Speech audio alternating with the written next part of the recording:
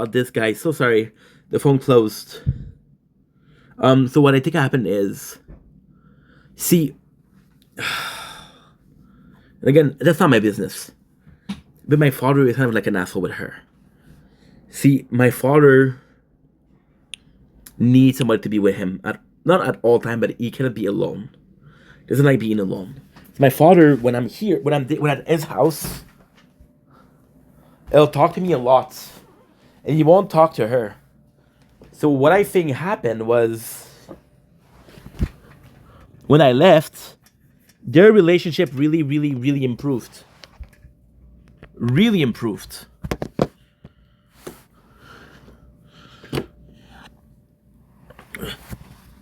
So I think that, of course, she liked that because who wouldn't want a good relationship, right? So then what happened was I came back, and I think, and at first when I came back, I was really, really unapologetic. I was really apologetic. I was like, I would do better. I'm really thankful that you gave me a second chance. But then I could tell there was a cold. For example, she would get mad at me for no reason. And I was like, okay. I remember going there and wanting to find a job to get an apartment. Because I didn't know, I was lucky with my father, but there was no incentive of how long am I supposed to stay here? How long can I stay here? And this is one of the saddest story of my life. So I want to get a job, right? And then what ended up happening is when my mom got me, right? When my mom she had me, when I moved to her house, it wasn't 4 months, 5 months, it was more than that. It was a lot more than that. I think it was like, holy shit, it was almost 2 years. It was almost 2 years, holy shit. Yes, it was almost 2 years. Because my father kicked me out at 20 and I went to Cancun at 18 and I went up to Cancun at 20. Holy shit.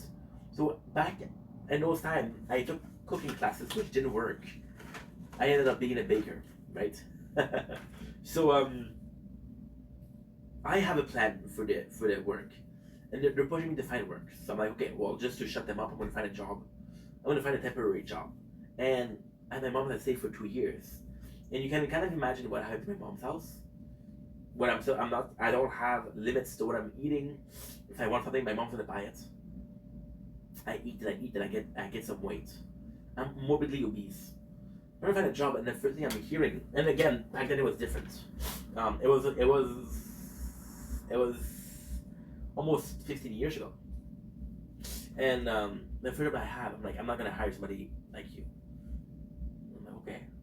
Second job is like, okay, we're looking for someone that's a bit more physical, and I realized I'm morbidly obese. I'm not gonna get hired. So then what happened? What happened? And this again, this I should have told them. I should have told them. I didn't. That's my fault. So I meet somebody called Anne Sophie. She's a French woman, and she tells me, "I like your attitude. I like the way you work. I liked because we were working together. We were a team of mates." She was like, "Hey, when I'm gonna be out of the school, I want to open up a bakery and you'll work for me." I'm like, "Okay, no problem." So I end up going to school at my mom's house, and then when school ends, we have an internship, and that's when she kicked me out. So I go to an internship, right? And I go there, and after there's a talk, I get a job, and that's thanks to her. She gave me a job at Costco, which is a fucking good job. But then there's a trip to Cancun, and it's really weird. And that's one of the weirdest things that my father ever did. My father's like, "Hey, Ink, can you call me Steph?" He called me Stefan because that's my real name. My mom called me Steph. My father doesn't. Stefan, and I have to make a choice. Costco's a really good job, but Cancun is only a vacation. What do you want to do? And you can tell he was putting more emphasis on choosing Costco. But then again, he helped me with the money. He helped me with getting the translation, or what should we call it, conversion rates, right? Um, he took me places where you can get your money in pesos. And I'm like, okay, cool. And then what ended up happening is, um, I went to Cancun, and of course, when I came back, there was no job for Costco, and I knew that Anne Sophie was gonna hire me. So there was a date. There was a date which was in July. Now, I told my father, listen, I'm gonna have a job in July. Um, I don't know if I can find a job for a couple of months. Like, okay, but what are we gonna do? And that's it. That's the biggest story. I wasn't working. I would spend my day working out. I was fat as fuck. And about 8 months, I've lost 90 pounds. Now, ultimately speaking, I'm not saying it was easy, but ultimately speaking, I was 20 years old. So it was fucking easy. So I go in and I try to lose the weight, and I try to lose the weight, and I try to lose the weight. And then the situation with my stepmom doesn't get better. My father, my father's a bit more trusting. He knows I'm gonna have a job. He's like, okay, well, you have a job. You promised me you have a job. I'm like, yeah, yeah, yeah. And I even show him the message. Like, hey, listen, I have a job. And then she's like, no, you're gonna have to work, right? And we would fight a lot. So, for example, it was so fucking funny. It was so fucking funny. I was working out and I used to have this protein. And this protein would require milk. So I would drink about a quarter of a gallon, a quarter of a pint. In Canada you have plastic bags of milk, which are 2 liters. I would drink a quarter of that every single day. So we would spend a lot for that because my father would drink 4 or 5 coffee a day, and he would drink milk in his coffee. But then she was like, "You go buy something," and my father was like, "No, I'm gonna buy for him." But she's like, "No, I want him to buy it." Then we start getting into fights, right? And now the craziest thing is that's the craziest story I'll ever tell you guys. My mom bought me some 20 pounds. I still have them.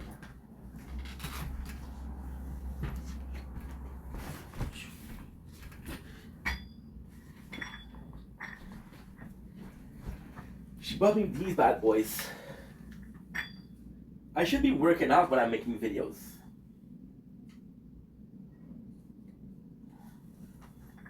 I should be working out.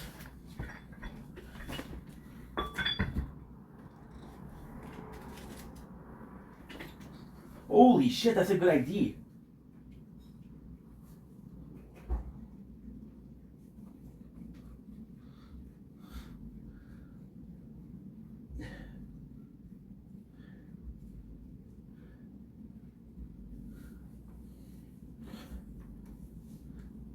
I don't know why I never thought about it. Should be working out when I'm working. Oh, ink. That was a great idea. Fuck, that was a good idea. Yeah. I think we're gonna have some workout sesh. Holy, that's a good idea. So when I'm making videos, so what ended up happening was, I had these weights, and I bought some strings, little plastic string that you can have resistance bands. And I was working out. I was working out in my room because we were fighting too much.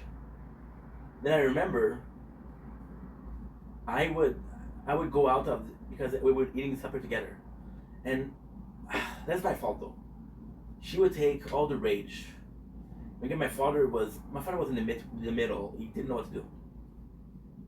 She would take all the rage that she accumulated during that day, and what she would do is she would be like, okay, well, he's at supper with us. Let's fucking talk about it, right? They would fight a lot, and when I say fight a lot, I mean fight a fucking lot.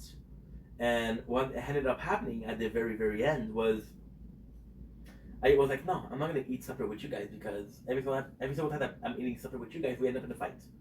What was the point, right? What was the point?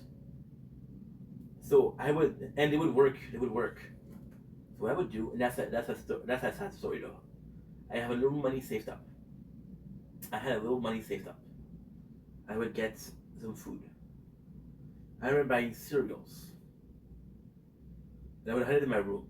Now the weekend I would go out of the room. I would eat my stock food. But the week when I were going to work, I would eat the food from the fridge and shit like that. So I just wanted to avoid a fight. And for 4 or 5 months, I stayed in my room because I was avoiding the situation. I was avoiding confrontation. I was avoiding confrontation. I was avoiding it, and I would just work out. So my father said, "Oh, she was gonna break up with me. She was gonna leave me," and I don't understand why. I'm in my room. What am I doing wrong? I'm not annoying you guys in my fucking room. What's the worst thing that can happen? I'm in my room, you know.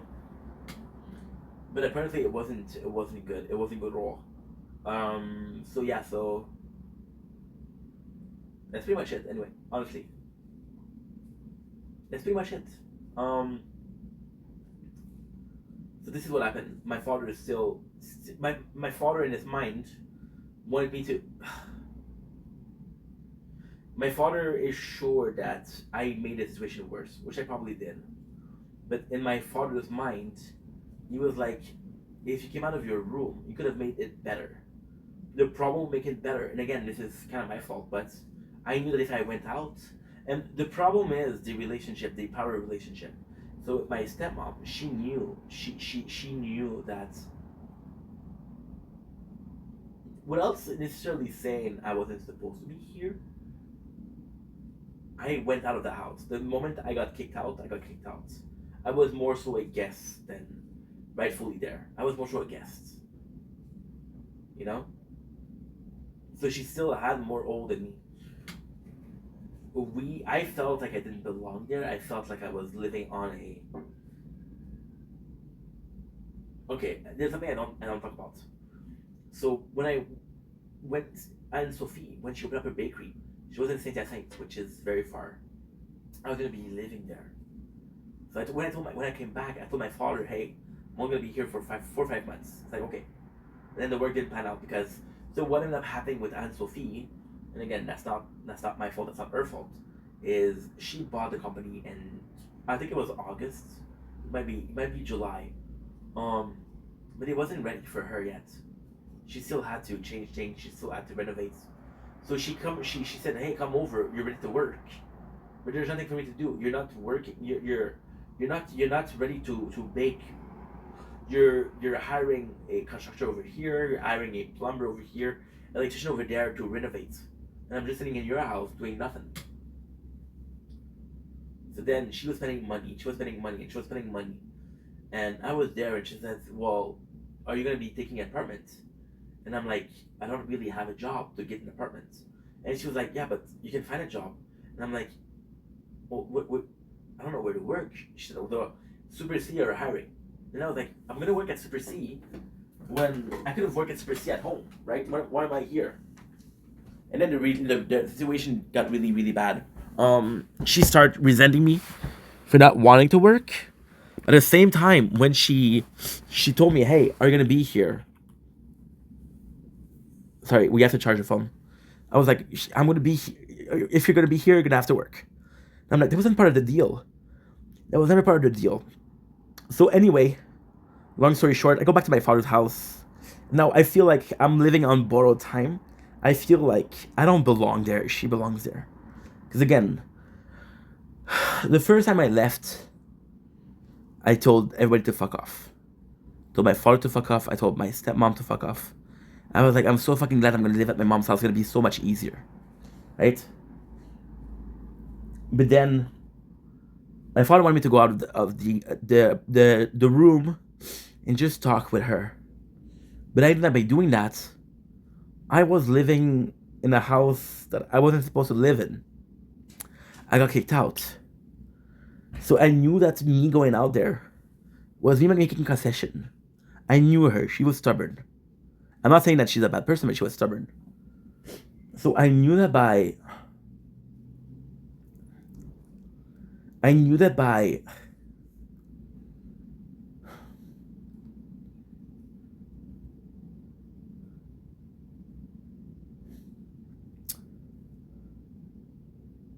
I knew that by going out, it was a sign of submission. I was gonna be like, hey, I'm gonna be living under your roof, whatever you want, I'm gonna do it. Then I felt what I was doing was right. Like for example, right? I know I have a job in 5 or 6 months. I'm not gonna find another job for 5 or 6 months. I don't think it's fair. I was doing fucking job search, and they were telling me to lose weight, to lose weight, to lose weight. So I'm like, the fuck am I supposed to do here? I don't understand.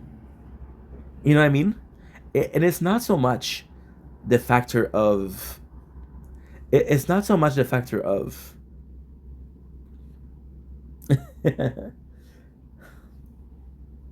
It's not so much a factor of, oh my god, this is a rule. It's a factor of, in my mind, I had two choices. Okay, you want me to be really honest? Okay. I had two choices. I had to go out there and fight a losing battle, or stay in and just avoiding battle. Now, in my mind, I'm not an asshole. I knew that I didn't belong there. I knew I lost my place. So like, as long as I'm staying in my room, I'm still entitled to living space. I'm not living with you guys. I'm living in my room. It's almost as if I was renting a room. I wasn't paying, but if almost as if I was renting a room, right?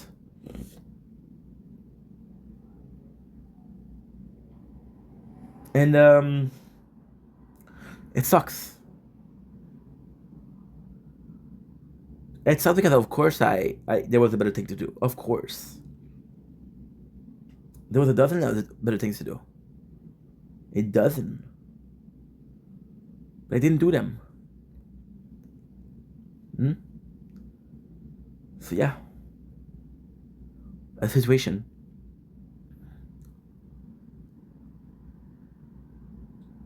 But now that I'm older, I realized what I was really doing. I was wrong. So she wanted to solve the problem, but she wasn't gonna go in my room because again that was my private space. So she wanted to solve the situation, and I wasn't allowing to solve the situation. So she was dealing with maybe not guilt, but she was feeling with repressed anger, and she didn't have an escape for that anger. She wasn't gonna go after my father because my father didn't do nothing.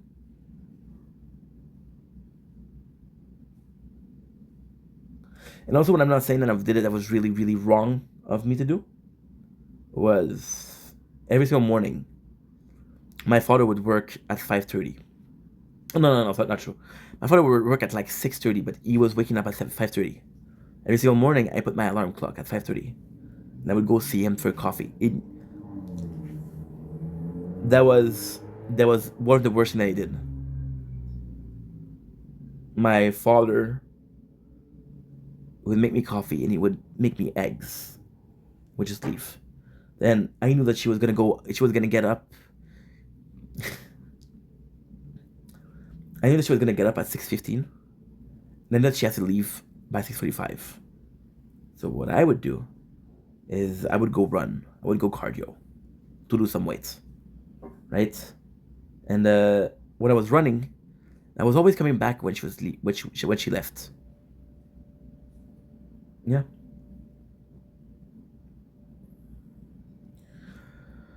There's a story. That's exactly what happened. Okay.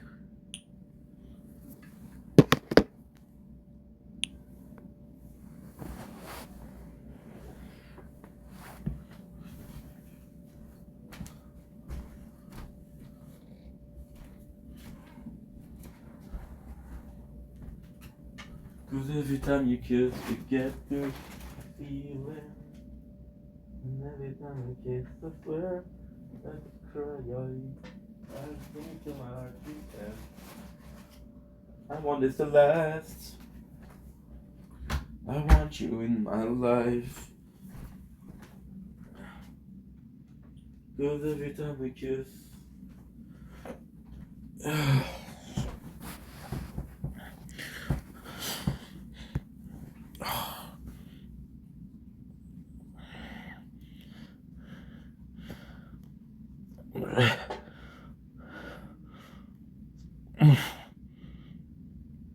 Ouch.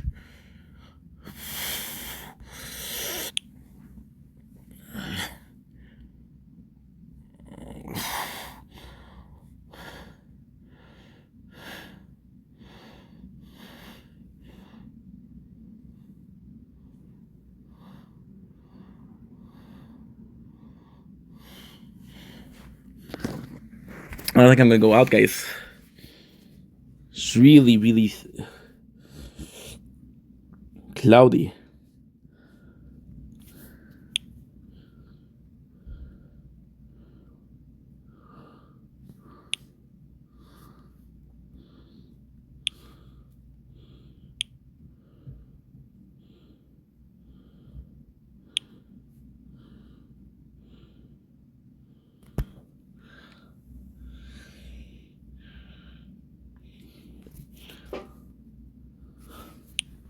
Oh, okay.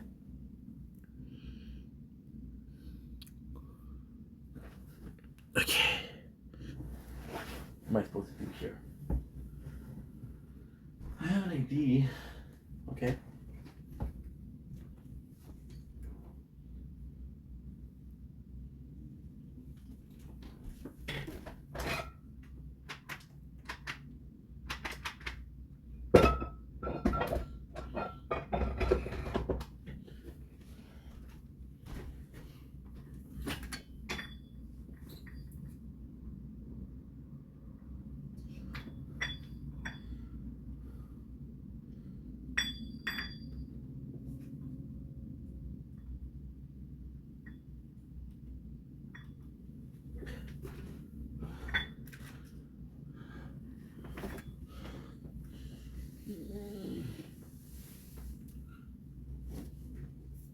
One is still left.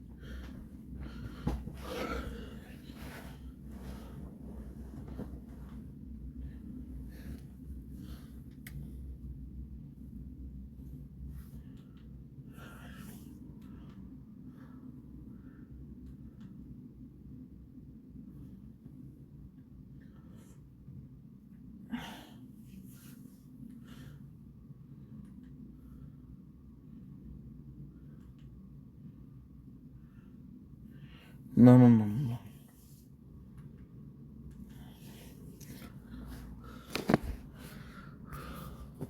Un délicieux sandwich au beurre d'arachide et à la tartinade. Notre panneau. Ça dit juste à quel point t'es savoureux. As-tu vu la croûte, mon frère? Oh! Don't blink, your boy. Don't blink, sorry. Essayez les Uncrustables. Trouvez-les dans l'allée du surgelé. Thank God for this. Ici, on retrouve notre cœur d'enfant. Les repas à 3 services se terminent par des piñatas en chocolat. Et on passe du bureau au glissade d'eau. Des feux d'artifice scintillent à chaque nuit. Et les 5 à 7 s'improvisent à n'importe quelle heure.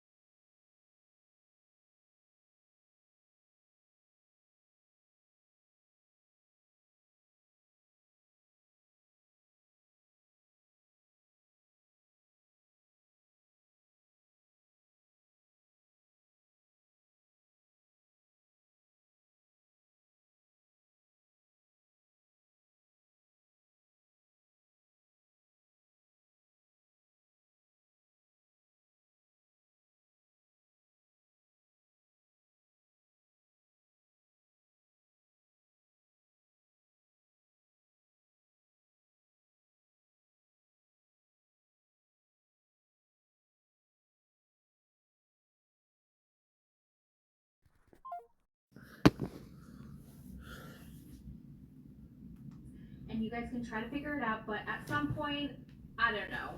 We're obsessed with TLC and all the trashy reality. reality TV. It's a recap. It's a recap. It's a recap. Last week, we left off with Ed and Liz getting into yet another fight about Ed not taking the therapy session seriously, and Liz needs him to be 100% in it. Please take this seriously because I want to save our relationship, and you're just making a joke out of everything. So she's fed up, and he's like, okay, Liz, I'm gonna try my best. All right. The next morning, Ed is really sucking up to her. She is over it. I mean, I looked at her face, and every time I saw her facial expression, I laughed my ass off because she just looked so done. She was just like,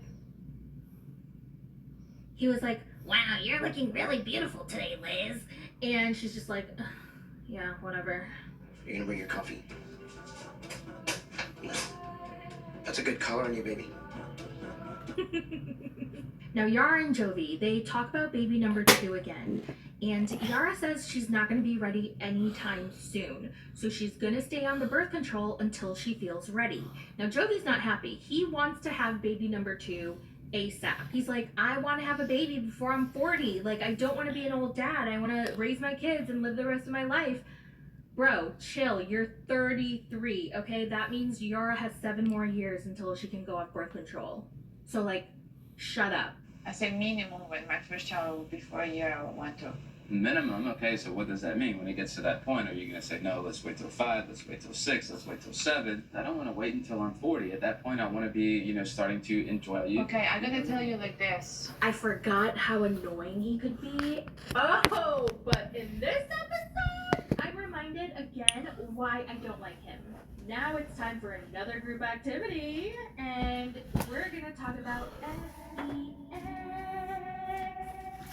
In the beginning of the episode, before it even started, it gives you a warning that says, the following program is rated PBMA and is intended only for mature audiences. It contains explicit sexual content and strong language. Viewer discretion is advised. Dun, dun, dun, dun, dun, dun, dun. They have a guest for this group activity, and her name is Reba, and she's an SEX educator. So they're all going to learn about intimacy and what their partner needs and wants and how to make things better. Each couple walks in and they choose a table to sit at. In the beginning, I felt bad for Liz, but I don't because she keeps running to him, so that's on her. Yep. I think that's how we all feel, right?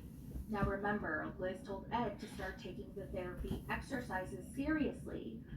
What does he do? As soon as Reba starts talking, he's like, I have a question. Where do babies come from?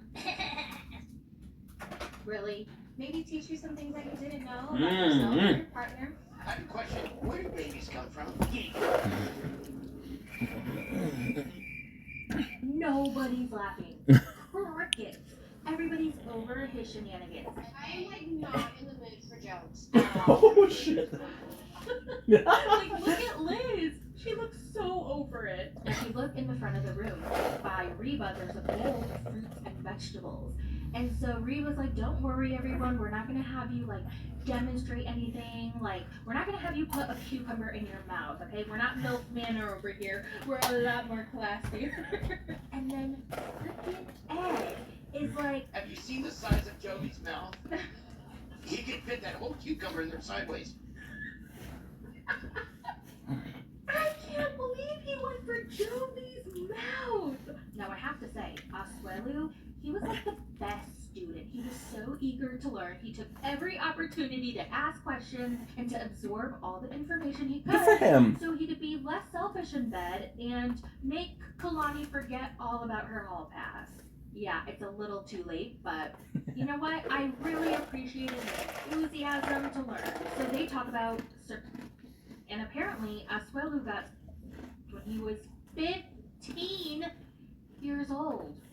Okay, not a baby where they forget everything, they can't even remember how much it hurt. He was 15. And as a way to like heal the wound, post-op, they had to go into the ocean water and Yeah. then like have the saltwater clean. Filipino style. I guess, and then they also had to clap their hands next to their ding-a-ling so that the fish and the sea monsters wouldn't like attack it. Whoa. That sounds horrifying. Like so intense, so scary. Also at 15, you remember everything. Oh my god. So everyone has a question that they want to ask Reba. How to make my big? How to make myself laugh? Because some other people they have bigger than someone people in school. Where are you going? Wait, what? Now, Wait, what? that sounds horrifying. Like so intense, so scary. Also at 15, you remember everything. Oh my god. So everyone has a question that they want to ask Reba. How to make my big? How to make myself laugh? No kidding. Because some other people they have bigger than someone people in school. Where are you going? Now, Reba says not every woman likes a large ding-dong. And I have to say, a lot of women agree with that. Bigger does not mean better. There's something called the husband D, and that is real. Now, this part was actually very educational for me because I had no idea about this, but my goodness, I'm going to try my best to make this part YouTube friendly. I don't know. We'll see what happens. So for the male, there is another spot or another way that they can complete. And That's what not true. did she say? So she said when the ding dong Oh. releases all the whipped cream, okay? Okay. You know how the ding dong shrivels up and it gets small and it gets like flaccid and it's like a deflated balloon, right? And they That's can't go nice. again during that period using their sausage. And that period is called the refractory period. Ooh. However, the prostate, we're going The to call that prostate. the walnut. So the walnut is between the back door and behind the belly button. I think that's what she said. Nuh-uh. And that is basically the male spot. And that spot, or the walnut, does not have a Was that my mom? refractory period. So Mom. they can essentially use that to go again and again and again and again and again. Now, the most common way to access the walnut is through the back door.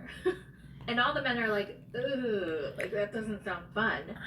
But there's another way to access it, and it's when And I can just put a little upward pressure. So when Reba talks about how you can go again and again and again, Liz is like, I wonder how that feels. And again, and again, and again, without having to take a break. I would love to know how that feels. Now the next exercise is she wants everybody to rate their experience with their partners and tell us why. So Asuelu says he gives it a 10.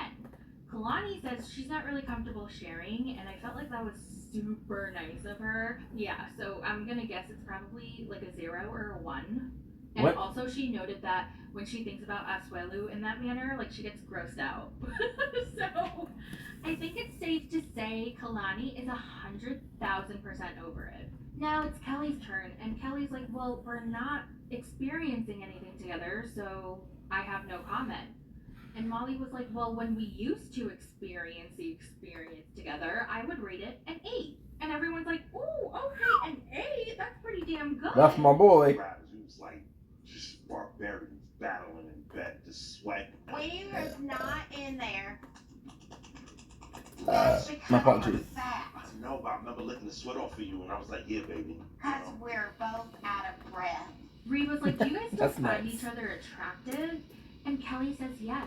And Molly basically says no. Molly, I'm telling you guys, Molly is over it. She does not even like him, I don't think. And she says again about how when he was a cop, he was so powerful and so sexy, and she was so attracted to that. Well, I get it, but still. now, he's not a cop, and so she doesn't Exactly, he's not a cop, so what the fuck you gonna do? He doesn't do anything, and that's not attractive to her. But Aw. like, can the man enjoy his retirement? Give him like a little bit of time to He's adjust. not retired, no? I don't know. I feel like if I were working that many years and I finally retired, I'm not in a rush to find the next thing and to like go. Give me like a month to relax, enjoy my life, do nothing for a little bit. Now it's Ed and Liz's turn. Ed is like, In the beginning, it was like an 11, but now it's a 5. and Liz agrees. She says her main issue is she can't just stop in the middle of the experience and give him time to catch his breath before getting back into it. How does still be when your partner has to take multiple breaks? Okay. Why did I feel bad for Ed in this moment? Because it's not that I feel bad for Ed, it's that I feel bad for the embarrassment. You know what I mean? It's like secondhand embarrassment. Nah, nobody's judging. I just don't like when People have are problem. People have embarrassed, problem. even if they are a shitty person like Ed and Angela. It just makes me feel embarrassed, so I don't like it. If that makes sense. But what does that even mean? What do you mean he has to stop to catch his breath? Like He's is he older. going at it, and then he has to stop and go. I can't breathe. Okay, give me 5 minutes. And he has to calm down. And then he has to go at it again. Like that would suck. Then Liz says, "You know what? I'd rather just do it myself. I'd rather experience the experience myself."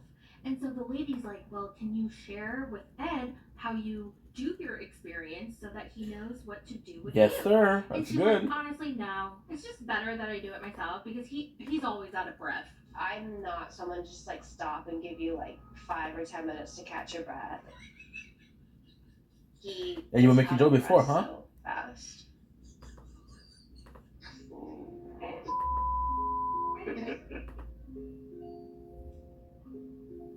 Why does she have to say that in front of everybody? And you know it's true because Ed is speechless. He's just like, I felt kind of bad because I felt like she was kind of body shaming him, and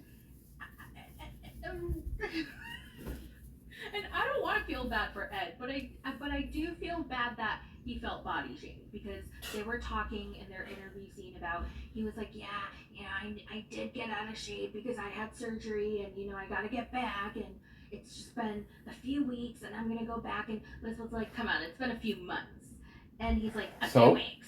This seems to be something that they do when they fight. They body shame each other. Do you guys remember last season when they had that big fight when they were about to get married and stuff? And they were calling each other fat, and they were telling each other to lose weight, get back in shape. Like, you need to stop eating nachos from the gas station. And you need to stop eating TV dinners. Like, look at you. It's bad. It's so mean. Now it's Yara and Jovi, and I feel like everybody can agree they're probably fine. They seem like they have no problems. Yara rates it an 8, but Jovi rates it a 6. And he's saying it's because they don't have the experience enough. And this was when I was reminded of what a Jovi is. No, he's not. He's like, being honest. Yara always wants something romantic, and I just don't have the time to do it. Like, why should I have to do something nice every single time we want to have the experience? And I'm His like, wife? Really, dude? Wow, you can't do something nice for your frickin' wife? For her, she wants something romantic or something special. Yeah, because it's not enjoyable. But I don't think I should have to go out of my way specifically to do something nice for you to have, like, just... Why does he think it's so much effort to have to do something nice? Because it doesn't feel genuine. Experience. It's not that. Feels like a reward hard. versus an It's experience. Not that you have to book a flight to Paris and get a restaurant in front of the Eiffel Tower. Yara told him, I want to be wooed. I want the romance. That's how I get in the mood. And he's like, I shouldn't have to do that. I would love to know how he proposed. Hopefully he put some effort into that. Reba assigns homework to each couple. So for Ed and Liz, they're gonna have to try to turn each other on without the full experience. You catch my drift? For Asuelu and Kalani, they have to have the experience by themselves, separately. And they have to find out what they like, how they can reach the full potential of their experience, and explore their own bodies in ways they haven't before. Jovi and Yara were assigned to cuddle, and I thought that was great advice because they're really lacking the care, the intimacy, the romance. So This cannot lead to the full experience, according to Reba.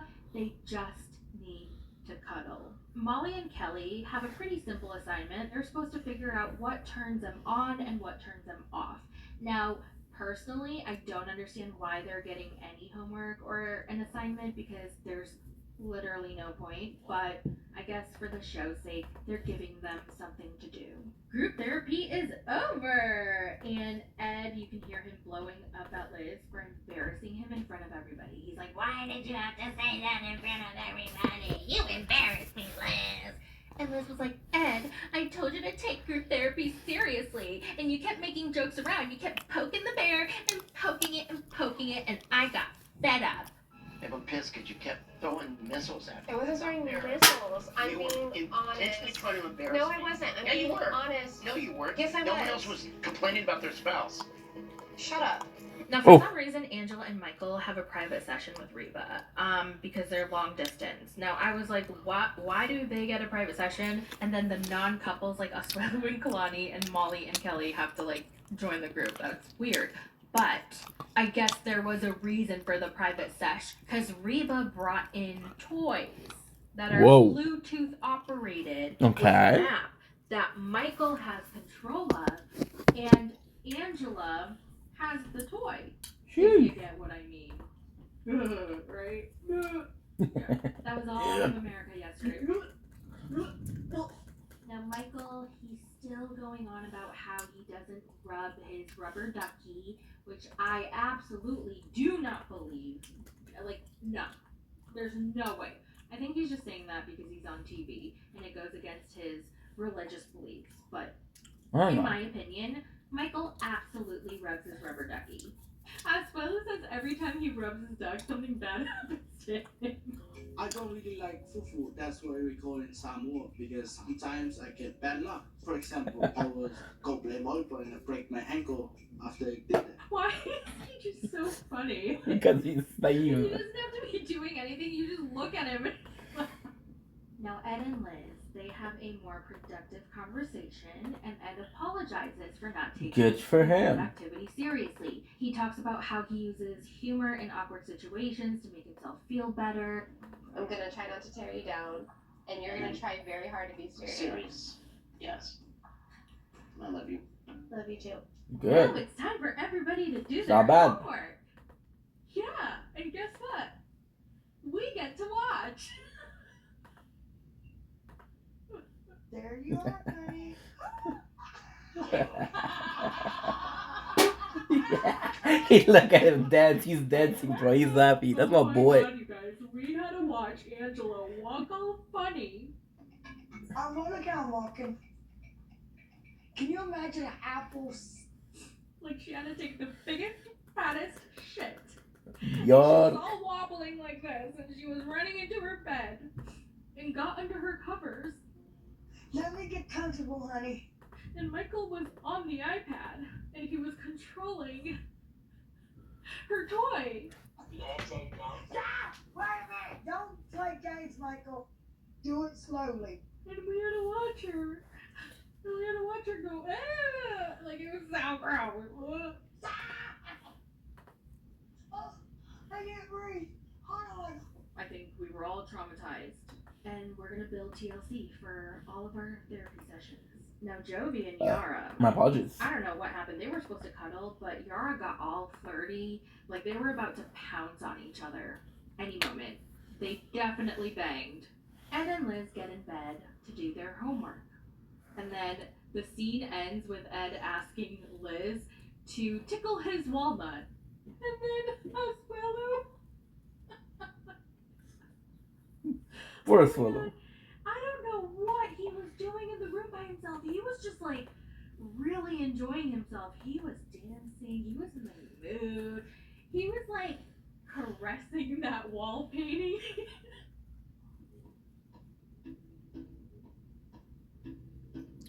I could not stop laughing. I did a reaction video on it. I'm going to post it to my other channel, Thoughts and Prayers, by the way. I know a lot of people are like, who is this? Like, why are you copying Poe? No, it's my other channel. And I started Why are you copying Poe? like, Why are you copying and Poe? I have to shout her out. It ends with Ed asking Liz to tickle his walnut. And then... Thoughts and prayer. Oh my god. I don't know what he was doing in the room by himself. He was just like really enjoying himself. He was dancing. He was in the mood. He was like caressing that wall painting. Ay, cabello pao. I could not stop laughing. I did a reaction video on it. I'm going to post it to my other channel, Thoughts and Prayers, by the way. I know a lot of people are like, who is this? Like, why are you copying Poe? No, it's my other channel. And I started it with, like, I would do funny edits. A lot of it was TLC, 90 Day Fiancé, and then, like, just random social video, viral videos.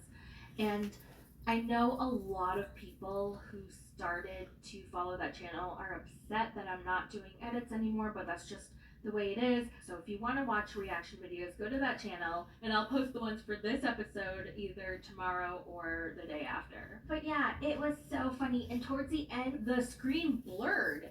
What does that mean? Does that mean that his sausage was exposed? Like, I don't know why they had to blur it. To make you guys talk. Molly and Kelly were not able to do their homework, so the next morning they met up for some extra therapy. And at this point, I mean, not even at this point, we knew a long time ago that this was never going to work. We knew when Molly was complaining about Kelly over and over and over again, and she was just saying the same things over and over again. So they're sitting down, and Molly says, again, that she was so attracted to him when he had a powerful job and he was going to work and doing things. And then after he retired, when she would ask him, so what are you doing today, Kelly? And he was like, nothing. That drove her nuts. She was so turned off. She didn't like it. It drove her crazy. Then Kelly says again about how he changed his whole entire life for her, and she never showed him that she loved him. And then Molly said, well, he has no respect for me as a mother, a business owner. She really 5, needed 4, him to 3, take 2, some things 1. off of her plate, and he never did that. Now, Kelly gets extremely emotional, and his tears, they're not like Big Ed's tears. They're not Asuelo's tears. These were deep, heavy tears. Like, he had suppressed so much pain and hurt, and it was releasing. She is wrong. She is wrong, man. I don't need this. Lord, I went against all my beliefs for her. I changed everything for her. I don't want to be with a person like that. I'm not safe. I'm not secure. I don't want to be with a person like that. No. She did me wrong, man. Listen, You know she did neither you of wrong, them went dude. into details of what they're talking about, but knowing what we know, I'm pretty sure it has to do with Olivia. The retreat happened just a few weeks after the whole thing with Olivia happened. If you don't know who Olivia is, she is Molly's daughter. And if you don't know what happened with Olivia, basically, she accused Kelly of physically assaulting her or choking her at Molly and Cynthia's store. So she called the cops, filed a police report, and when she was asked to prove it, because the store has CCTV footage and security cameras, Olivia said that she wasn't able to get it, and then she accused Cynthia of deleting the footage or getting rid of the security footage from that day. So that's why everybody broke up. Molly and Kelly broke up, and Cynthia and Molly are no longer friends. Now, it was also revealed that Olivia had sent racist messages to Kelly. Also, Olivia was arrested twice. Once for physically assaulting Molly when they got into a fight in their house, and then a second time was for possession of fentanyl. So that's the TLDR on what happened with them. They don't specifically mention it in this episode, but I have a really good feeling this is what it's all about. It makes sense as to why Kelly said he doesn't feel safe, he doesn't feel secure, he went against all his beliefs for her. They're never going to be on the same page, they're never going to see eye to eye. I feel like what they went through and what happened with Olivia is just like, how do you come back from that? Molly just keeps going at him. She says, he's not able to take care of me physically, mentally, emotionally, sexually, and then he gets up and walks away. I can't deal with a liar. I can't. I'm done. He just seemed really hurt and like he was in a lot of pain, and I do believe he came on the show to try to figure out what went wrong and how they can fix it. But I don't think Molly came here for the same reason. I think she just wanted her paycheck. She wants nothing to do with Molly or Kelly. I feel like their scenes are so uncomfortable to watch because the show's kind of like forcing them to talk. It's best if they go their separate ways, and it's just uncomfortable. I feel like Kelly doesn't deserve this. He doesn't need to be forced into having a conversation with Molly, the woman that he thinks betrayed him so much and hurt him so badly, you know?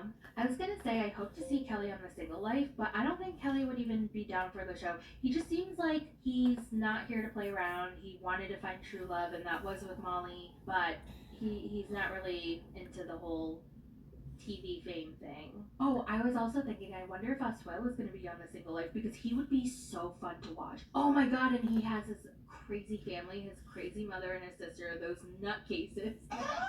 Hey, come here, Piranha. Please. Come here. Wait till I see you, I'm gonna beat you up. Well, that's all I have for the recap. I'm gonna what? I'm gonna beat you up. Okay. Season 1, episode 4. It was an epic episode. It was hilarious. It was funny. I can't wait until next week because I'm absolute disgusting trash. If you want to support me on Patreon, it's patreon.com/myfox. I'm covering 90 Day UK there. Alright, you guys, have a wonderful day. Bye. Good for you, Poe. Look at that bag.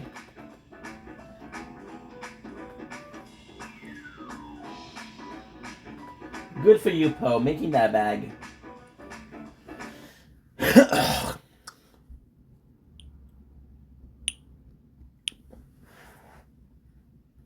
Wait, what?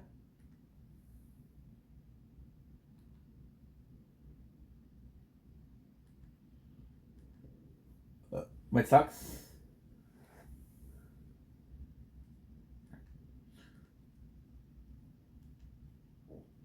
Ouch.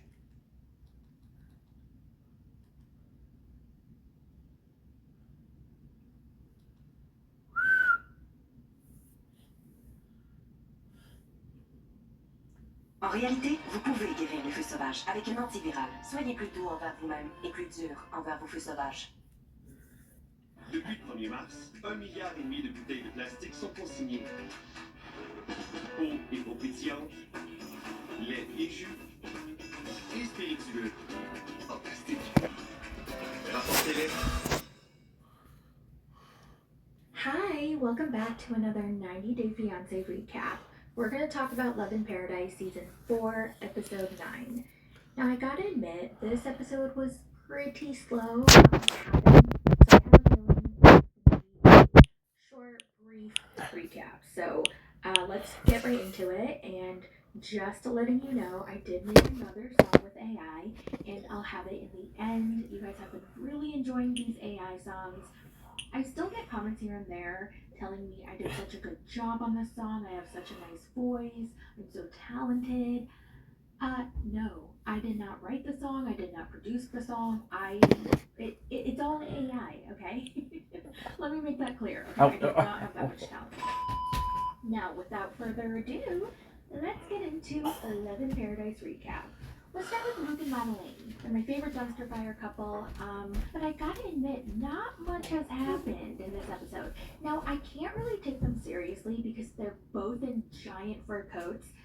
They have their hoods on. They're looking real somber, real sad, real moody. It's just really hard to take them seriously. I'm like, are they acting? But they're not. But are they? But they're not. You know what I mean? So remember in the last episode they got into that argument because his friend Brian said that he heard a rumor about Madeline, that she slept with another guy in the same bed, and she was trying to explain that they were all drunk, it was a big party, and they didn't do anything. She must have fallen asleep in the same bed, but nothing happened, and she had her clothes on. Like, she didn't have her shirt on, but by no means was she naked or topless or anything like that. So basically, Luke is like, why do you have another man at my apartment, the apartment that I paid for? That is so disrespectful. And she's annoyed because she was like, oh my god, we were drunk. It was nothing like that. I must have taken my shirt off because I was hot. I don't know, but I wasn't naked. Like it's not a big deal. Why are you making this into something that it's not? But you did sleep in the same bed. Yeah, I made a mistake sleeping in the same bed with a drunk guy, but I was not naked. I no cheating of Luke, and if he's love me, he should be trust me. Now, I get both sides. I get why Luke is so upset and why he's having a hard time trusting her, because it's like, come on, if you heard that your boyfriend or girlfriend got drunk one night at a party and ended up in bed with another person, even though it's super innocent and nothing happened, you're gonna be a little worried. So I get where Luke is coming from, but I also understand Madeline's point of view and why she's frustrated that Luke is making this into something that it's not. But I feel like what really would have helped Luke calm down is if she were to sincerely apologize, and she will not apologize. At one point, they're at the table together having a drink, and he's like, "Are you gonna say sorry? Like, can you tell me that you're sorry?" And she's like, "No." And he tells her, "If I ever hear a rumor like this again, it's over. We're done." And Madeline doesn't care. Say you're sorry. For what? For that rumor stemming from your decisions. You're not sorry. No. She tells him, "I'm not gonna beg you to stay with me. Like, okay, if you want to stay with me, you're gonna stay with me. And if you want to leave, then you're gonna leave." And this frustrates Luke, so he gets up and he leaves. The next morning, Madeline is crying. She's sobbing, her eyes are red and swollen, and Luke goes up to her and he tries to talk to her, and she finally apologizes to him. Now, I don't know what made her apologize, but she was like, "Yeah, I am sorry, and like, you're the love of my life." And now that he got the sincere apology that he's always wanted, they kiss and make up. I am so sorry how this looked like. You are everything I want. You is the only one man I want. Finally, Madeline is taking responsibility for her behavior. Moving on to Alex and Adriano. Now remember, Alex's cousin Tiffany is still there in Italy, and so she visits Alex, and she's very surprised that she's still with Adriano. Like, they haven't broken up, and she doesn't understand why, because one, Alex's faith is very important to her, and Adriano does not believe in God. So that's strike one. And strike two is he wants to have threesomes, and she does not want to do threesomes. So why are they together? So understandably, Tiffany is very confused, just like the rest of us. Tiffany goes, "Alex, why are you still with him?" And she goes, "I don't know, we have our good moments, yada, yada, yada." Tiffany's like, "Okay, I need backup, so let's call her other relative, Tracy." So she gets Tracy on the line. Tracy does the same exact thing. She's like, "Why are you still with him? You need to break up with him. I don't understand what you're doing." And Alex reveals that apparently Adriano tried to convince Alex to have a threesome with the cousin Tiffany. As if that was going to persuade Alex into wanting to do a threesome, as if that was going to make her more comfortable to do a threesome with her cousin Tiffany. Is he crazy? Both Tiffany and Tracy are like, "Oh, hell no. Hell no. That is weird. That is weird. That is weird, period." Basically, he said that he wouldn't mind having a threesome with me and Tiffany. Girl, oh, hell no. That's not okay. Later, Alex meets Adriano for a date, and Adriano decides to rent a very nice boat to go on this very romantic date. They're at a gorgeous location in the sea, and she's totally living in this fantasy La La Land, because she says in her interview portion, she's like, "People must think we look like a perfect couple. We're like aesthetically pleasing in this aesthetically gorgeous location." I mean, everything is true, right? If you look at them from the outside, and if they were posting these pictures on Instagram, right? This beautiful couple in a beautiful location, swimming in the ocean on a boat, you think, wow, this gorgeous couple, everything is so perfect about them. Hashtag couple goals, right? We see so many of those on Instagram. And she realizes this. And I don't know if that is what's keeping her going, keeping her in this relationship, because it looks so perfect on paper on the outside. And from the outside looking in, I'm sure we look like the perfect couple living a fantasy life. On this beautiful yacht with this beautiful man. They do that. I feel like I'm in a movie right now. But come on, girl, who cares? You're miserable inside. So Adriano takes a dip in the water, and then when he gets out, Alex confronts him, and she's like, "Oh, by the way, I told my cousin Tiffany that you suggested that I asked her to join us in a threesome. And he's like, he kind of denies it. I feel like he was very embarrassed. He was taken aback that she said this in front of the cameras, and now it puts him on the spot. So he was like, I didn't say that. I mean, I was just joking. It was obviously a joke. And she was like, no, I don't think this is the type of thing that you would joke about. And he was like, come on, she's not even my type. That was a joke. And Alex goes, why would you even say that then? Because it was a joke. No, I don't believe him. I feel like he was being absolutely serious. He thought that maybe bringing on her cousin Tiffany would make her more comfortable and persuade her into saying yes. She's not really my type. I like you. I don't like her. And if I want to have threesome, I want to have someone we will be together. What?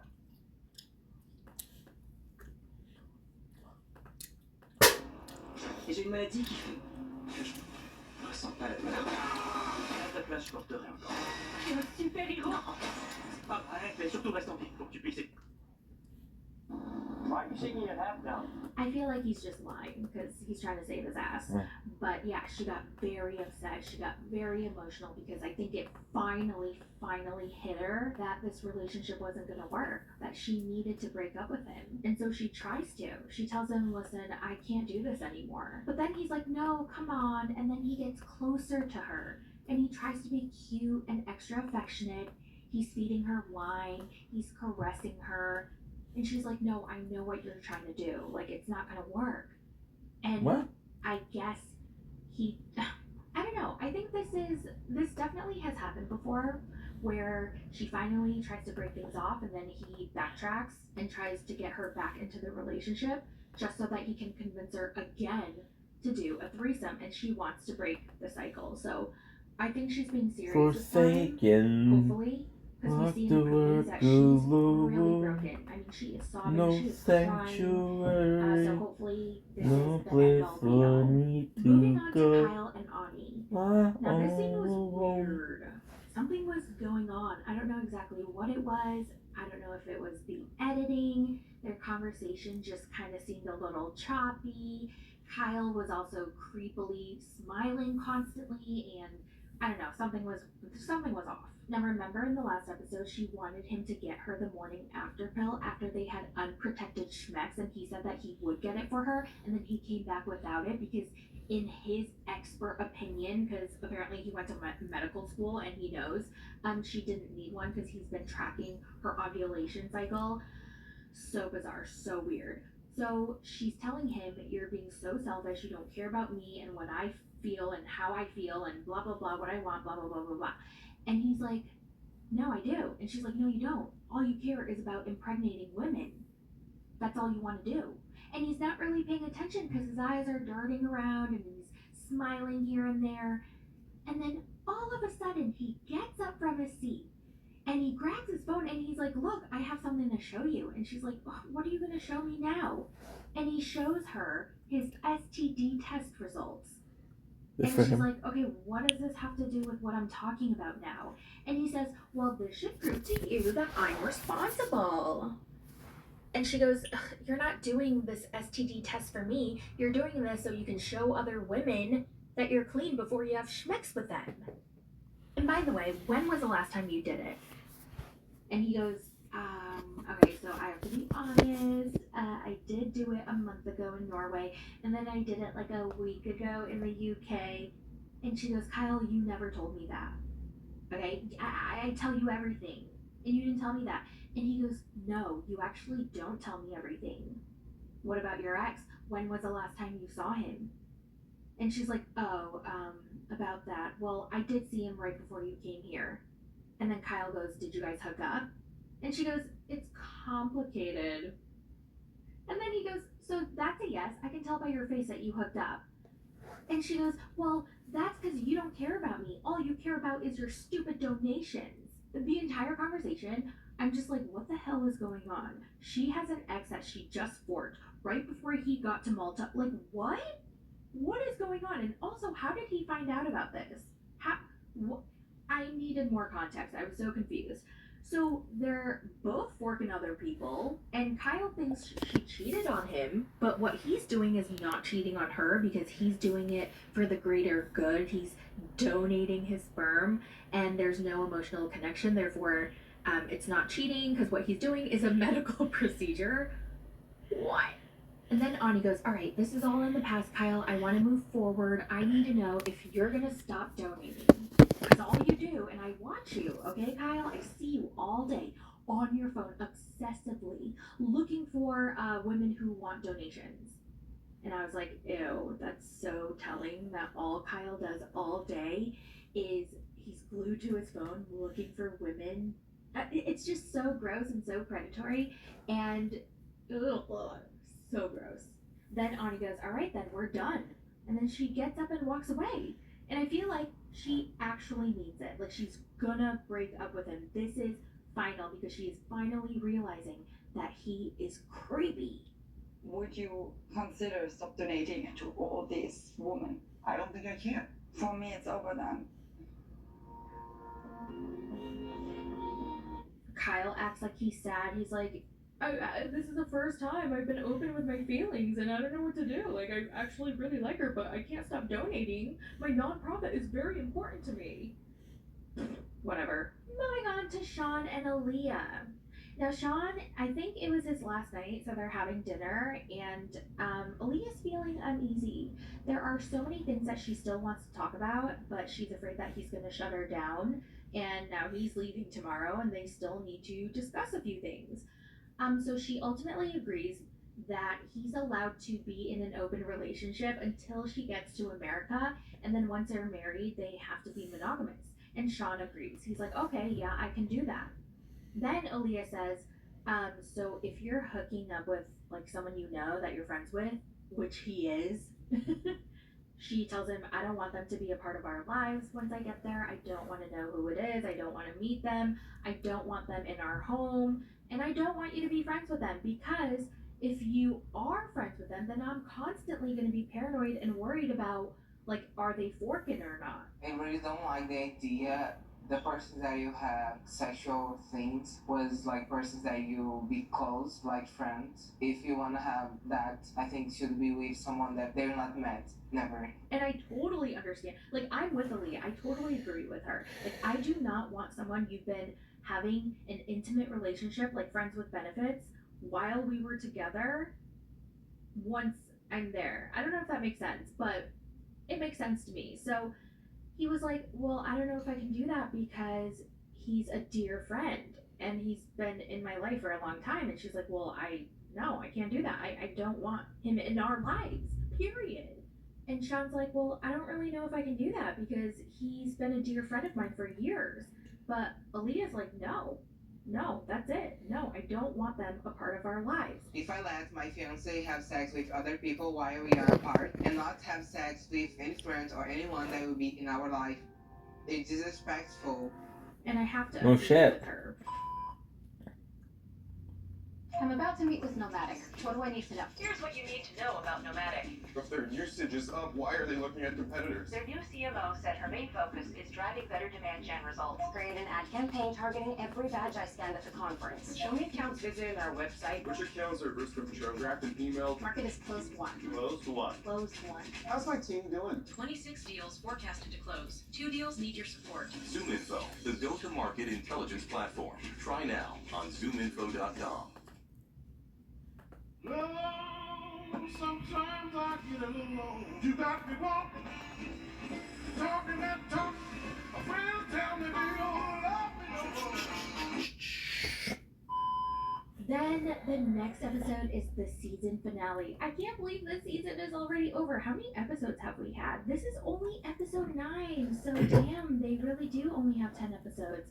Now, I want to know if they're going to have a reunion or a tell-all. I really want them to, but I can't remember if Love in Paradise has one. I feel like they don't, which would be a bummer. I want to know what happened with all of the couples, really.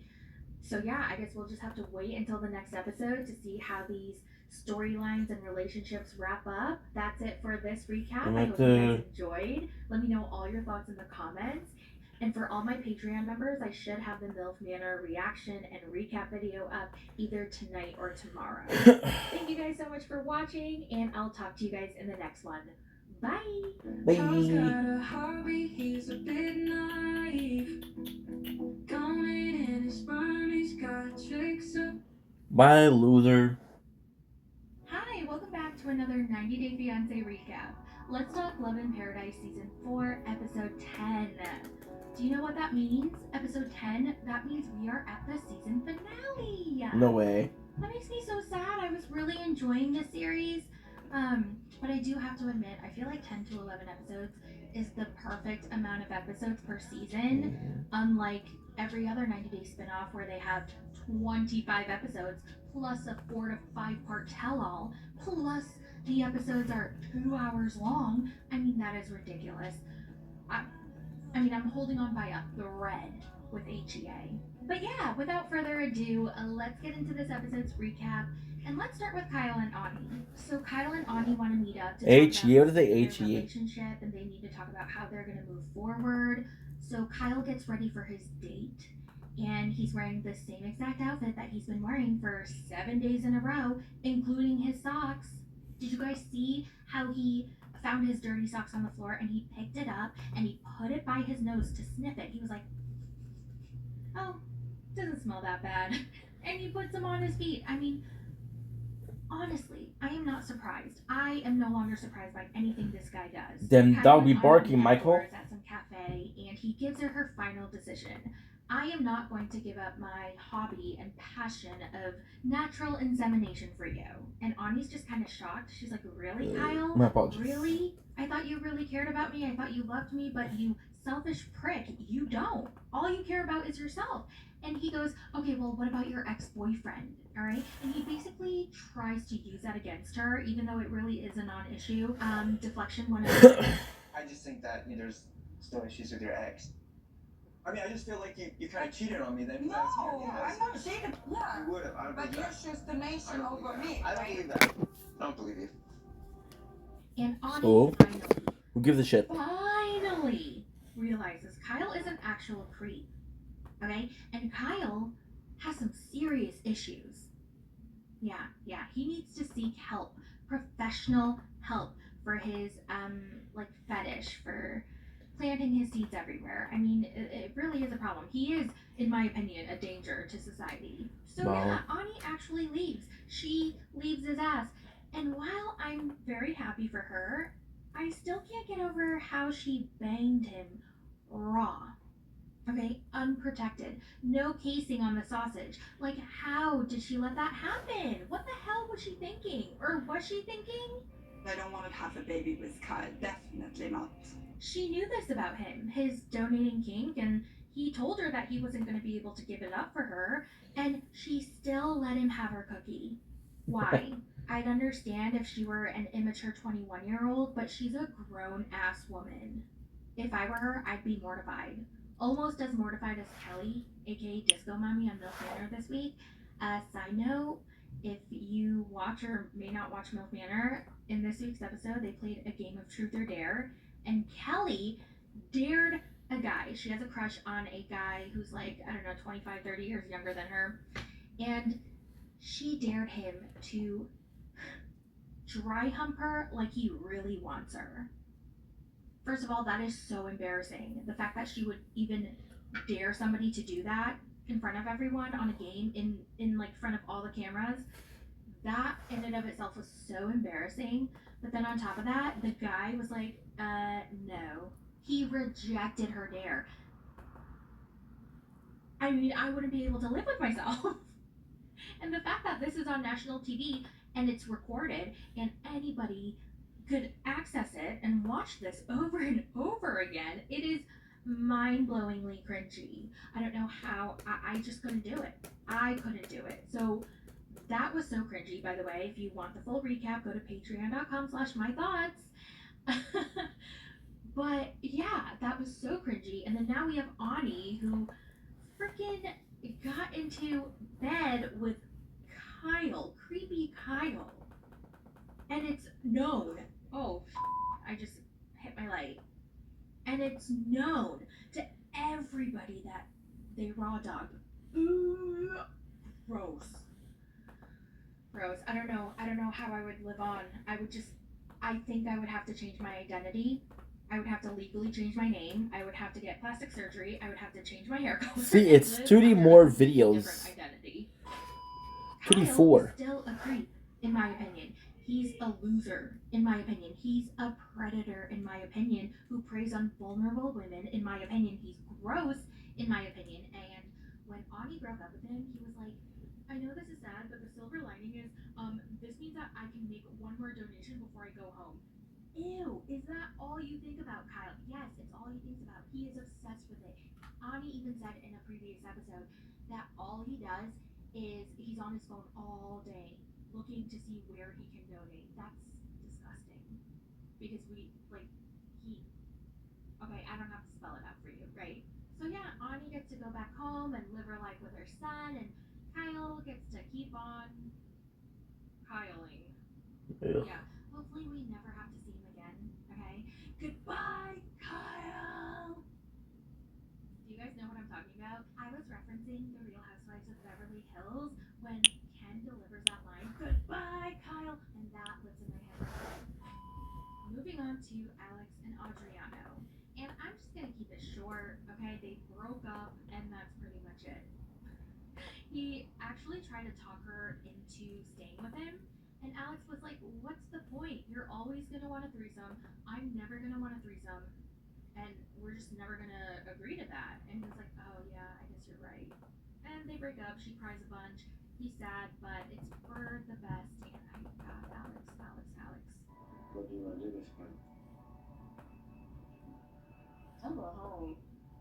When she sobbed in her interview scene, I was a little concerned. I don't know if she was tired, I don't know, maybe she was hangry, but she really broke down. She was like hyperventilating, and I was like, somebody help her, okay? The therapist needs a therapist.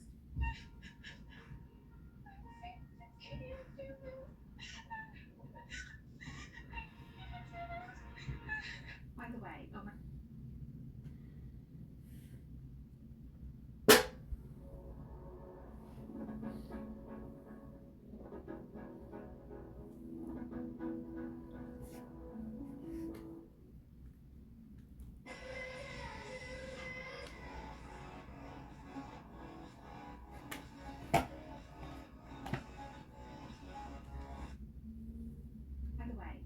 See, this is my brain bonking around everywhere again. Alright, let's move on to, who else do we have here? Luke and Madeline. Yeah, they're fine. She agrees to sign the prenup. He's happy. And he's like, I'm gonna work really hard, Madeline. Okay, she's happy, he's happy, but she doesn't know if he's gonna sign it, or she doesn't know if she's gonna sign it if he doesn't come back to Colombia soon. You know, she doesn't want to do another long-distance relationship for 6 months. But honestly, I don't know if you're gonna sign. Luke is packing, and he tells her, I'm gonna come back in a week or 2. And she's like, okay, a week, or is it 2 weeks? And he was like, you know what, a week, yeah, I can make a week work. And she goes, are you sure? And he was like, yeah. But then in his interview scene, he says he won't be back until one of his businesses take off, and if they don't, he won't be able to come, but he's gonna try his best. Like, what the fork? So he lied to her. He lied. Why did he do that? I hate when people do that. Just tell me the truth. Or I find a remote opportunity. It's gonna be hard to come back, but I will do everything I can not to disappoint her. Let's move on to Aaliyah and Sean. Now, Aaliyah has a plastic surgery consult, and she takes Sean along. And Aaliyah tells the plastic surgeon that she wants an ass like Kylie Jenner. Cool. At one point, Sean said that Aaliyah is so lucky to be beautiful without plastic surgery, which I completely agree with. But then he was like, what if you ruin Holy your shit. beautiful face and I don't find you attractive anymore? What? It's not about you, Sean. What the hell was that? That really rubbed me the wrong way. It's so weird because I was rooting for Sean in the beginning, but the more you get to know him, it's just like, brother. Like, every time you peel a layer, it just gets stinkier and stinkier. So yeah, I'm not Team Sean anymore. I'm Team Aaliyah. And I want to support her in becoming the person that she wants to, but I also need to be the person that I need to be, and maybe some of her choices will make me have to reevaluate if we're meant to be. Okay, so Aaliyah takes off her pants so that she can show the doctor how she wants her butt. And when we saw her butt, it was the perfect butt. It was so perfect. My dream butt is her current butt. People would pay so much money to have her current butt. I can't believe she wants it bigger. It is so perfect. Well, the good news is they finally banged. Yeah, Sean said it was pretty good. It was different, but it was good. And I'm glad that they got to bang just in time before he had to go back home. Because we're different. So I think we had to find a new rhythm. It couldn't just be repeating the intimacy of Sean and Douglas. And that's the end. It's a wrap. Season 4 of Love in Paradise is done. It's officially over. I'm so bummed that we're not getting a tell-all. But you know what I'm super excited for? The other way. I'm so excited. So everybody mark your calendars. It starts next Monday, July 1st at 8 p.m. Woo! So the next season, we're going to see Indonesia, China, England, Turkey, Ireland, and Iceland. I can't wait. I'm actually really excited to see Indonesia and China. England I've seen, Turkey I've seen. So I can't wait. I kind of want to do a no, I'm not. No. Forget I said that. I was gonna say watch party, but no, that was a disaster. And there's a cat. I don't want to do it. Please don't write in the comments that you want a view party. I'm not gonna do it. Well, that's it for this video. Let me know all your thoughts in the comments, and I will talk to you guys in the next one. Bye. Wow, my ADHD is out of control today. You know, you have some good days and you have some bad days, and today is a bad day. And I'm unmedicated, by the way. I did try Adderall. I was prescribed it, and it made my blood pressure skyrocket, and it did not help me. It didn't help me enough for me to stay on it. I remember my friends used to take them, and of course it wasn't prescribed to them, but it was legitimate Adderall because it was prescribed to one of my friends, and he was passing them out. But I would never partake because it always scared me. So my friends, when they would take it, they would just focus for hours and hours. I remember one time my friend read a book front to back and wrote an essay in 9 hours, did not leave her chair. And I was like, how the freak do you do that? Because when I try, I can't even get through the first page. Because when I'm reading, my mind is already somewhere else. Like, I'm reading the words, but my mind isn't taking in what I'm reading. Does that make sense? I struggled immensely. I just didn't know why. There weren't enough studies done. Girls weren't being diagnosed with ADHD because they only, back then, I don't even know if they've studied how many women and girls they've studied, but back then they didn't study any girls. So they took all the symptoms of boys with ADHD, and if you didn't fit that mold, then you didn't have it. But girls, they show ADHD symptoms in a completely different way. They're not off the wall, bouncing, yelling, shouting, running around. No, their mind is though. So they could sit still. They might fidget. Like I was very fidgety. I am very fidgety. I cannot stand still, but I don't like bounce around. I'm always like shaking something. I'm always touching something. I'm always like doing something. On the outside, I look like I'm just very calm and focusing, but my mind is in 10 different places. I remember being in class and I would tell myself, I'm gonna go sleepy. pay attention, and I'm like trying to focus. Yep, going to go sleep. Already elsewhere. And by the time I'm like, oh shit, I was supposed to focus, I don't know what the teacher said for the past 10 minutes. So that was on repeat. And yeah, it made me